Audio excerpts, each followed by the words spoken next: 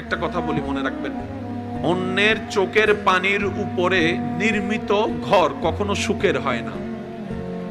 অন্যের চোখের পানির উপরে নির্মিত ঘর কখনো সুখের হয় না। অন্যের মনে আঘাত দিয়ে বানানো অট্টালিকায় কখনো শান্তির ছোঁয়া আসবে না। যদি শান্তির ছোঁয়া আনতে চান, মানুষকে সম্মান দিন, মানুষকে ভালোবাসুন, আল্লাহর দিকে তাকিয়ে আল্লাহর সৃষ্টিকে সম্মান দেন, আল্লাহর দিকে তাকিয়ে আল্লাহর সৃষ্টিকে ভালো রাখেন। আপনি অন্যকে ভালো রাখার ব্যবস্থা করেন সাধ্যমতে, আল্লাহ তাআলা আপনাকে ভালো রাখার ব্যবস্থা করে দিবেন। সুবহানাল্লাহ।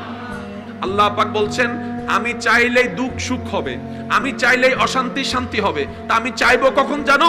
আগে তোমার কাছে আমি দুইটা জিনিস যদি দেখি, তারপর আমি চাইবো। আল্লাহ কোন দুইটা জিনিস? আল্লাহ পাক বলে, হা হুতাশ ছাড়া, আফসোস করা ছাড়া সবর করে থাকো, শুয়ে থাকো, ধৈর্য ধারণ করো, সহ্য করো, আমি আল্লাহর নেক্সট হুকুম আসা পর্যন্ত অপেক্ষা করো।